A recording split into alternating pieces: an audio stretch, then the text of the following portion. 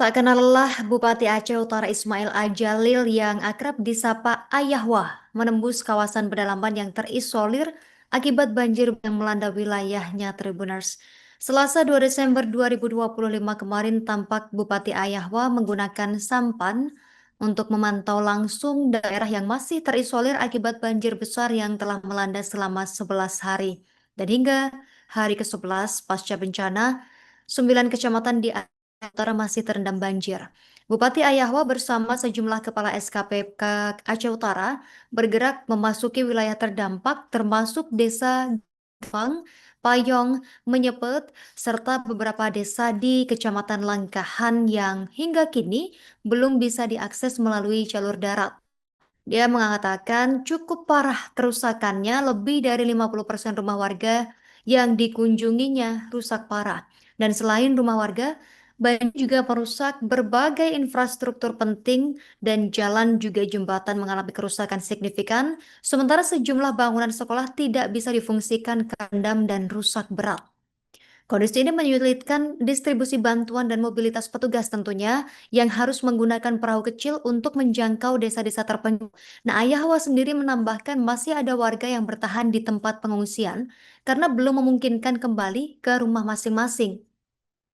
Mereka juga mengalami kesulitan mengakses bantuan, di mana sebagian warga ini tidak bisa menghubungi petugas karena listrik padam dan jaringan internet sempat hilang selama beberapa hari. Situasi ini tentu saja membuat upaya pendataan dan evakuasi menjadi semakin terhambat, di mana petugas di lapangan juga bekerja dengan sumber daya terbatas, baik dari segi perlengkapan maupun personel.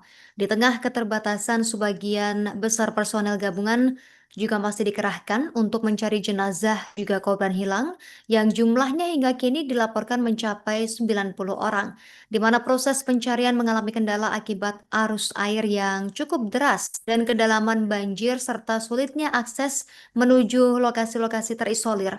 Kondisi Aceh Utara yang masih dalam status darurat ini membuat pemerintah daerah terus meminta dukungan dari pemerintah pusat untuk percepatan penanganan bencana dan evakuasi Tribuners.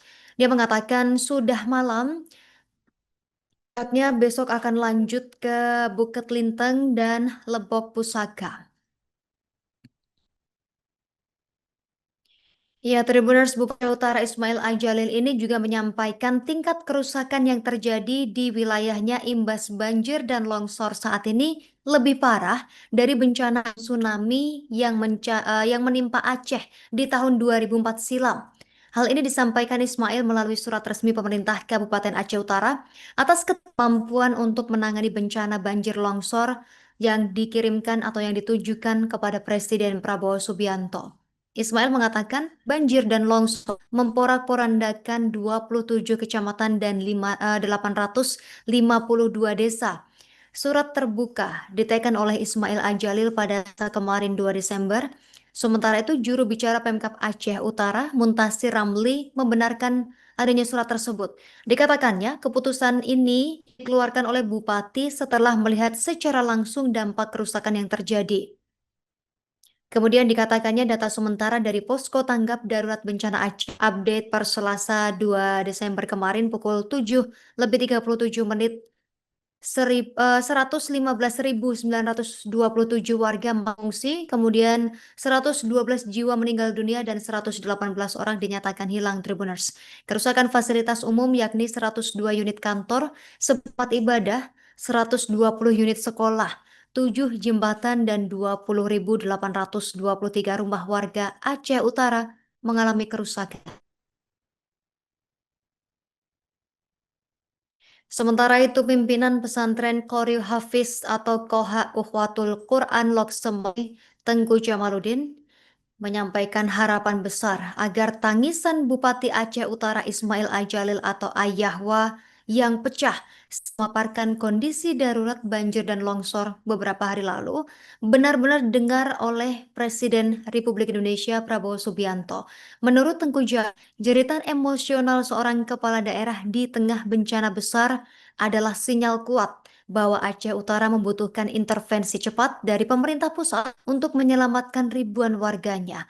Hampir seluruh sektor kehidupan ini lumpuh, mulai dari logistik tidak mencukupi, ratusan rumah hanyut terbawa arus, korban meninggal dunia terus bertambah setiap harinya. Kemudian kondisi fasilitas umum, akses jalan, serta jembatan banyak yang rusak, sehingga daerah terisolir dan sulit untuk dijangkau. Sementara itu, pimpinan Kohak menilai tangisan Ayahwa ini bukanlah tanda kelemahan, melainkan luapan rasa tanggung jawab yang dihalang oleh keterbatasan. Dan Ayahwa bahkan sudah menerbitkan surat resmi yang menyatakan bahwa Kabupaten Aceh Utara tidak lagi mau menangani bencana ini secara mandiri sebagai bentuk keterus-terangan kepada pemerintah pusat. Dan dia berharap tangisan ini didengar oleh Presiden Prabowo Subianto agar bantuan besar segera turun untuk rakyat Aceh Utara.